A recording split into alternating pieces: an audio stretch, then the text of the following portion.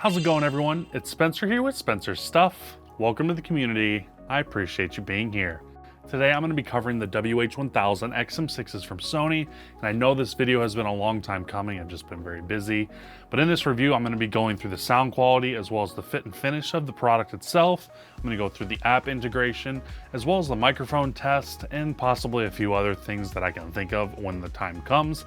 But yeah, let's just jump right into this review and cover the WH-1000XM6s. Thank you all for watching. So getting started with the styling of this product, I really do like it. It's a low profile look. It basically feels very plasticky, and that's to be expected. The headphone itself feels very comfortable on the head. It does not weigh very much at all. And the padding on the top headband is very solid. I have to say, I really enjoy using these headphones for extended periods of time. I don't get any ear fatigue or anything along those lines.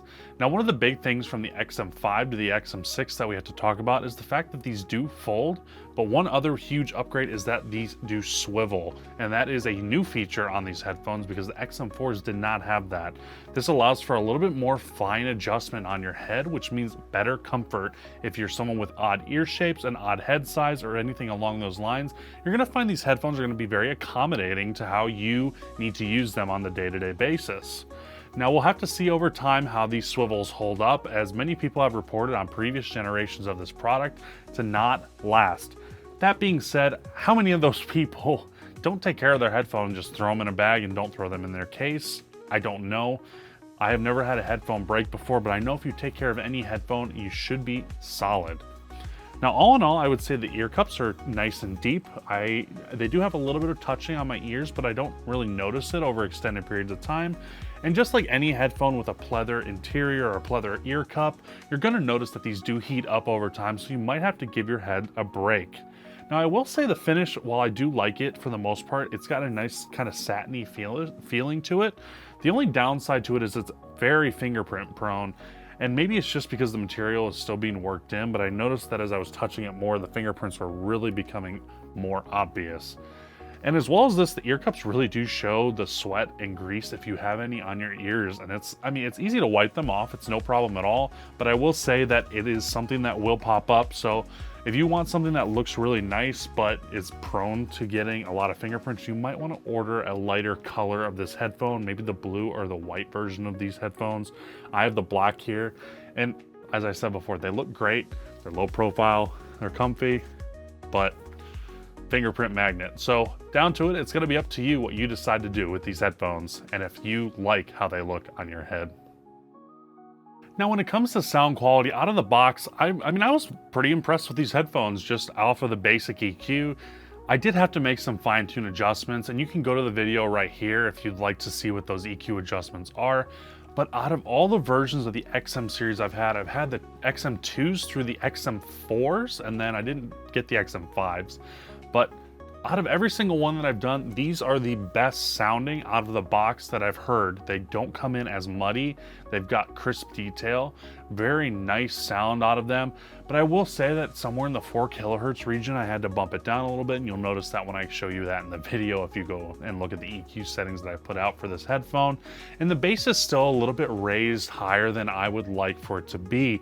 So while there is great amount of detail on these headphones as compared to the older generations of this product, you definitely need to do a little bit of fine adjustment and try and find the EQ that works best for you.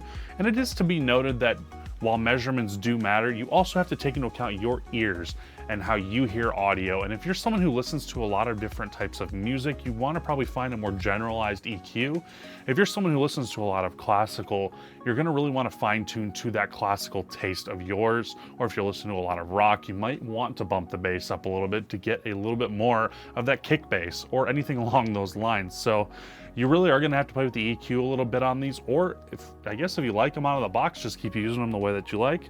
But I would say all in all that these headphones really do take EQ well, and that's a really great thing. The only thing I will say, and while the dynamics are very good, I'm actually kind of surprised this 30mm driver I don't think performs quite as well as the XM4s, and I'll do a comparison video later on talking about it. I just feel like that bigger driver on the XM4 has a little bit more headroom as compared to these. That being said, I do love that these have a 10 EQ band on them. It allows for a little bit more granular controls for the audio.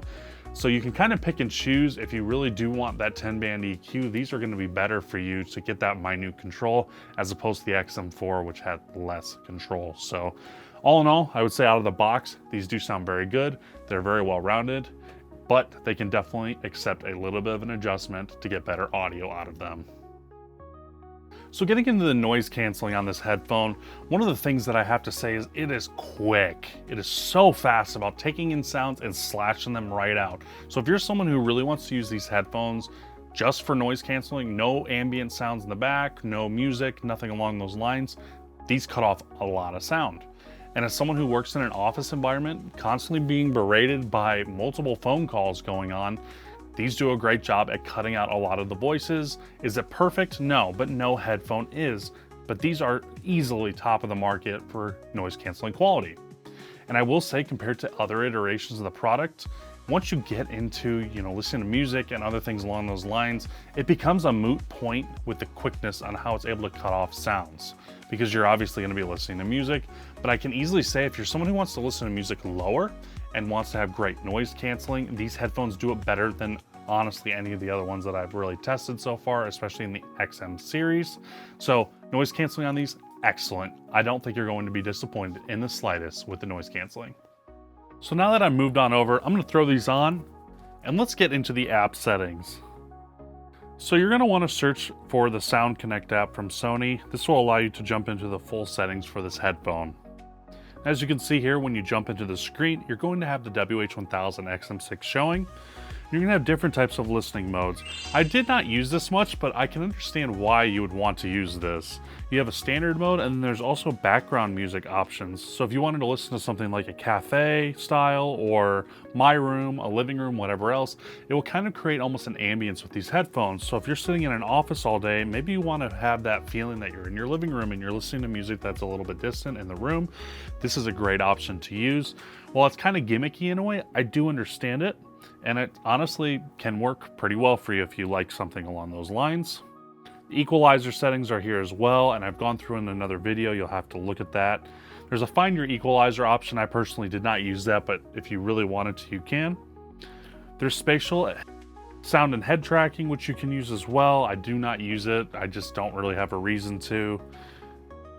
There's also a 360-degree audio setup, which you can do as well as this, you have your Bluetooth connection quality and your DSEE Extreme. And I will say for DSEE Extreme, I turned this off. I found there was a little bit of artifacting going on. The processing, I used to have an Xperia, and I found that DSEE worked better on my Xperia versus now my OnePlus 13. I recommend turning this off and just trying to keep that pure source as much as possible. Scrolling down, there's adaptive sound control now as well, which I do not use. I've never used this. I don't care if the headphone can walk with me and tell me that, oh, you're walking, so I'm going to turn your noise canceling down. If I got noise canceling headphones, I want the noise canceling on all the time, unless I tell it to turn it off. So I turn this off altogether, but you can play with it yourself. You can also do multi-point pairing with this headphone. I also have this off. I haven't messed with it too much, to be honest with you.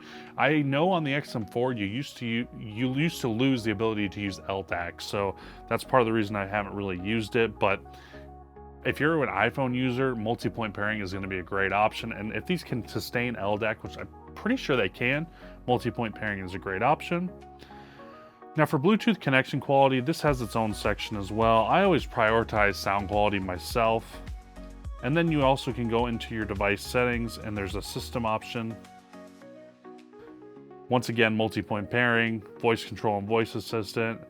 There's also the touch sensor control panel if you want to turn that on or off. And as well as this, you can also change the noise canceling and ambient button settings, which is a great thing.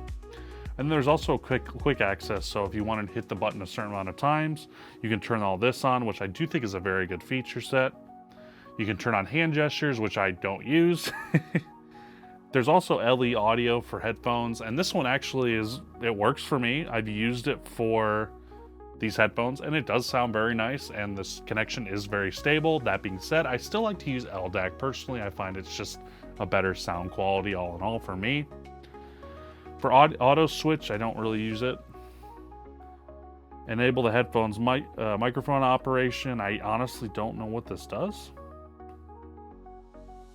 Okay, so you can turn the microphone on or off if you prefer to use it. I don't use it.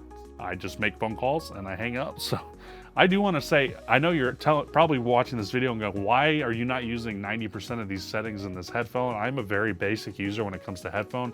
I want them to turn on. I want the noise canceling to work. I want to listen to my music, and I want the noise canceling to stay on. A lot of these more advanced features along these lines, I really am not here for. I'm here purely to enjoy my music in an isolated environment. So I know it sounds like I don't know what I'm talking about in some of these senses, but from my experience, I want to use these how I use them. I'm not going to use them from a reviewer's perspective, if that makes sense.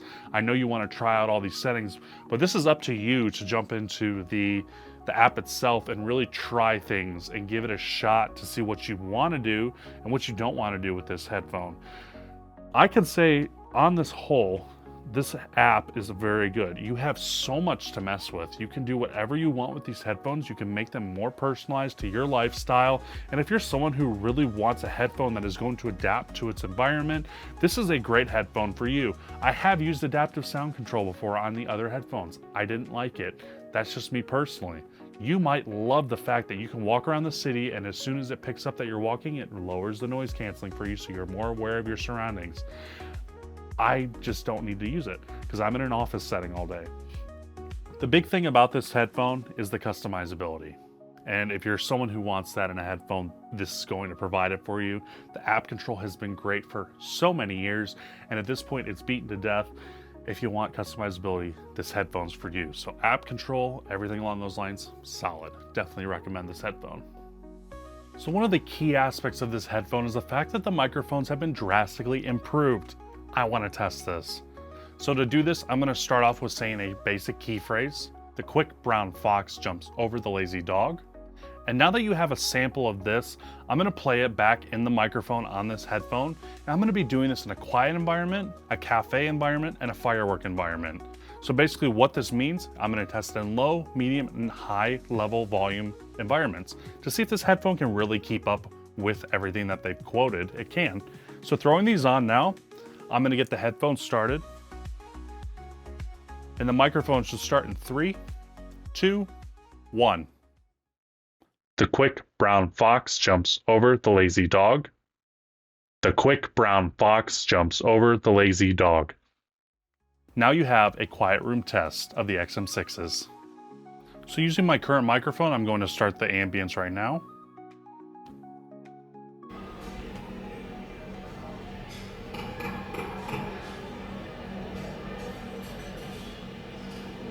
And now I'm going to switch to the microphone.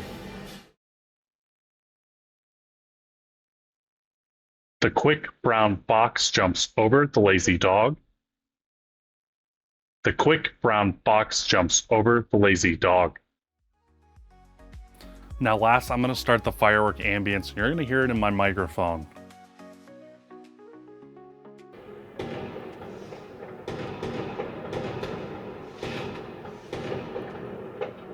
Now starting the microphone in 3, 2, 1.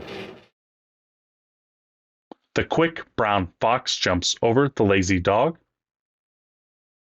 The quick brown fox jumps over the lazy dog.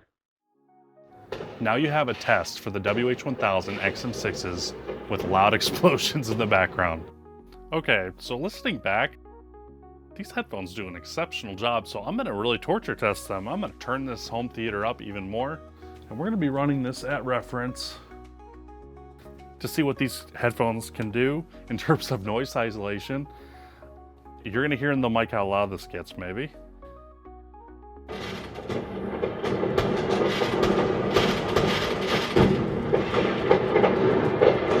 right, headphone starts in 3, 2, 1. The quick brown fox jumps over the lazy dog. The quick brown fox jumps over the lazy dog. And this is an extreme torture test, WH-1000XM6. Okay, after doing these tests, I need to point this out. I was coming in at 100 decibels. I'm not even lying. I pulled out the meter, 100 decibels when recording on that firework thing, and it broke the microphone on this. The fact of the matter is, if you're going to be using this in a day-to-day environment, The vocal isolation on these microphones are exceptional, and I am amazed at how good these are, because the previous XM series didn't quite keep up to the competition in vocal isolation. And I'm not going to say that, you know, my voice sounds crystal clear or anything along those lines, but it sounds just fine. The fact of the matter is you can tell what I'm saying, and it's clear, and it took a large amount of noise to break the processing, and even still you were able to pick up some of the stuff that I was talking about. So all in all, these headphones have drastically improved, and I can confirm this. The microphone quality is no slouch, and if you have any background ambience that's really kind of like a mid to high-ish level, you're not going to really have any issues with your vocals coming through. I want to applaud Sony for this. The microphones are definitely better than what they were, and I think you're going to be floored with this headphone when it comes to call quality. So you might be asking yourself, do I recommend the WH-1000XM6s? I can easily say in a bubble, yes, this headphone is the culmination of everything that Sony is when it comes to the WH-1000 series. Excellent comfort, great noise canceling. The overall sound quality is much better than the previous iterations of the product. Comfort is excellent. And just on the whole, I really love this headphone. I use it every day. The battery life is spectacular for what I need it for, and I am very happy with the call quality and microphones on this product as well. That being said, they have a product in their lineup that does 85% of what this headphone does for basically half the price, and that's the XM4s. And it's really hard for me to say, yes, go out and buy this without you looking back and checking out the XM4s, because the XM4s are still so good. And I say this every time. There's a reason they haven't canceled them yet, because they're excellent and they are offering you a great value proposition. You can almost get two of them for the price of one of these. Now, if you want the latest and greatest from Sony, you are not going to be disappointed with these. And I don't want anyone to feel like I'm disappointed with this product because the XM4s are still so good. These are better than the XM4. Like, there's no doubt about it. Everything about this is better than the XM4. But if you're looking to save a little bit of money and you don't mind getting a little bit of an older product, the XM4 could be for you. If you want the latest and greatest, the XM6, it's not going to disappoint you. So if you have any questions about this product though, you know, please leave it down in the comments. I would love to talk to you all about these headphones. I hope you all have a great day, great evening, whatever it might be in your area, and I will see you all later. Thank you all so much for watching.